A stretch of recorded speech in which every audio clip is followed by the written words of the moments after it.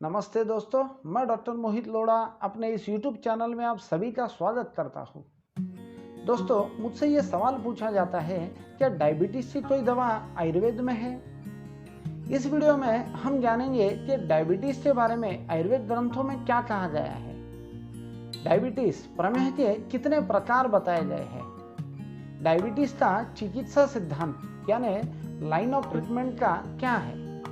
3 step cure of diabetes Ayurveda के अनुसार, और अंत में दो ऐसी दवाइयाँ जो आपको डायबिटीज से मुक्त रहने में मदद करेगी। तो दोस्तों, शुरू करते हैं। प्रमेह के 20 प्रकार आयुर्वेद ग्रंथों में कहे गए हैं, जिसमें के 10 प्रकार कफ दोष के अनुसार होते हैं, 6 प्रकार पित्त दोष के अनुसार होते हैं और अंत के 4 प्रकार ये वात दोष के अनुसार होते हैं। ये सभी प्रकार रुग्ण के मूत्र परीक्षण के आधार पर तय गए हैं। कफवर्धक आहार विहार की वजह से ये कफ दोष दुष्ट होकर मांस, मेद आदि जो धातुएं हैं, दुष्य है, उनको दूषित कर कफज प्रमेह उत्पन्न करती है। वही पित्तवर्धक आहार विहार की वजह से उष्ण अति तीक्ष्ण हेतु सेवन की वजह से ये पित्त दोष दुष्ट होकर इन धातुओं को दूषित कर पित्तज प्रमेह उत्पन्न करता है। और जब ये कफ पित्त प्रबल नहीं है और वात दोष ज्यादा बढ़ा हुआ हो, तो यह वात दोष वसा, मज्जा, लसिका, यहाँ तक के ओज को भी मूत्र मार्ग से बाहर निकालकर वातज प्रमेह उत्पन्न करता है। तो दोस्तों, इन प्रकारों के अनुसार विविध चिकित्सा, विविध ट्रीटमेंट्स आयुर्वेद ग्रंथों में मिलते हैं, जो कि स्पेसिफिक दोषों के अनुसार तय गए हैं।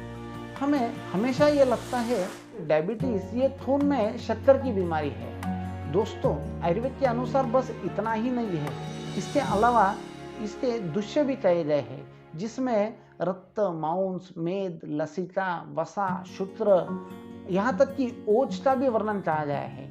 इन सब धातुओं को दूषित कर मूत्र मार्ग से बाहर निकालने वाली बीमारी को प्रमेह कहते हैं। तो इन धातुओं का बल टिकाए रखना, इन धातुओं को दुष्ट होने से बचाना, यही प्रमेह की सही मायने में पूर्ण चिकित्सा है।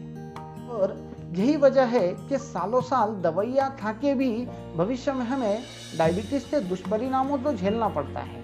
जैसे कि ये दुष्परिणाम अगर किडनी की जगह हो तो हम इसे डायबिटिक न्यूरोपैथी कहते हैं। वही यही दुष्परिणाम अगर नसों में हो जाए तो इसे डायबिटिक न्यूरोपैथी कहेंगे।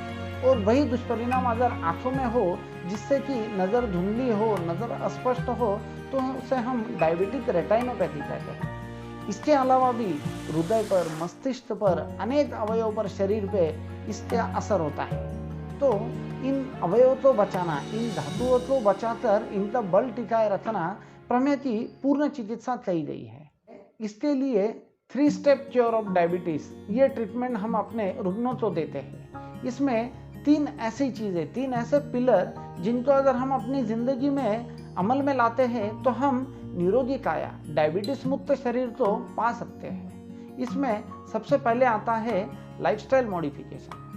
दोस्तों, आयुर्वेद ग्रंथों में दिनचर्या, ऋतुचर्या का स्पष्ट वर्णन मिलता है कि हमें किस तरह से जीना है, किस तरह से हमारी दिनचर्या को रखना है। वो आज हम भूल गए हैं।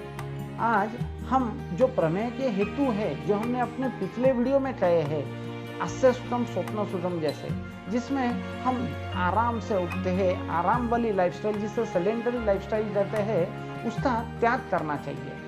अति निद्रा, इस पे हमने एक पीछे वीडियो भी बनाया है कि सही मायने में निद्रा कैसे लेनी चाहिए, कब लेनी चाहिए। अति निद्रा या गलत समय में सोना, यह भी प्रमेह का एक कारण माना गया है। इसी के साथ अति चिंता, स्ट्रेस, ये भी एक डायबिटीज की मुख्य वजहों में इसकी गिनती होती है। तो इन सभी चीज़ों का अगर हम त्याग करते हैं तो हमें अपनी लाइफस्टाइल को सुधारने में मदद मिलेगी और निरोगी काया, जिससे कि मैंने कहा डायबिटीज से मुक्त शरीर रखने में मदद मिलेगी। दूसरा पिलर है आहार शास्त्र।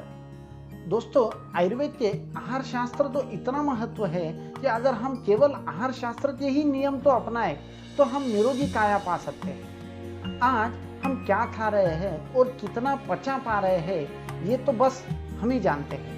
पर दोस्तों, हमारा आहार सात्विक होना चाहिए। आहार लघु माने पचने में हल्का होना चाहिए। साथ ही आहार तो मौन रखकर सेवन किया जाना चाहिए और अच्छे से चबा के खाना चाहिए। दोस्तों, प्रमेह के पिछले वीडियो में हमने कहा था कि कफ तृप्त सर्वम, ऐसी सभी चीजें जो कफ बढ़ाती है वो भविष्य में आगे चल के प्रमेह तो उत्पन्न करेगी। तो ऐसी कौन सी चीजें हैं, जैसे कि दही, दूध, नव अन्न माने तुरंत बना हुआ अनाज। दोस्तों, पीछे जनरेशन तो याद कीजिए जो 1-2 साल अनाज तो टोटियों में भर के रखती थी। उसका साइंटिफिक वजह ही ये है कि वो उतना डाइजेशन में हल्का हो जाता था। तो दोस्तों, इन चीजों का अति सेवन अगर हम करते हैं तो हम प्रमेह तो आमंत्रित करेंगे। तीसरी स्टेप है औषधि चिकित्सा। दोस्तों, अनेक दवाइयाँ आयुर्वेद ग्रंथों में प्रमेह को ठीक करने के लिए बताई गई है। जैसे कि मैंने पीछे बताया, प्रमेह के वात, पित्त, कफ के अनुसार अलग अलग प्रकार है और उन प्रकारों के अनुसार चिकित्सा दी जानी चाहिए। एग्जैक्टली उसका हेतु क्या है, किस वजह से ये प्रमेह हुआ है, अगर हम उसका निरीक्षण करेंगे तो हमारी चिकित्सा आसान हो जाएगी। साथ ही हम चिकित्सा की दृष्टि से ग्रंथों में 2 प्रकार के प्रमेह कहे हैं, स्थूल प्रमेही और तुष्य प्रमेही।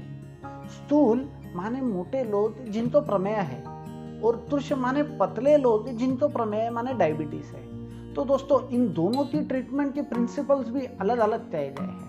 स्थूल लोगों का बल ज्यादा होता है तो उनमें हम शोधन कर सकते हैं, पंचकर्मा कर सकते हैं। वही पुरुष जो दुर्बल होते हैं उनको हम शमन चिकित्सा ही देके उनका बल बढ़ा के उनके प्रमेह तो जीत सकते हैं। उसके बाद आता है 2 ऐसे कल्प जिनके बारे में मैं आज बताऊंगा जो आपको प्रमेह से मुक्त रहने में मदद करेंगे। सबसे पहला है धात्री निशा योग। दोस्तों, धात्री माने अमल की, आंवला, और निशा माने हरिद्रा, हल्दी।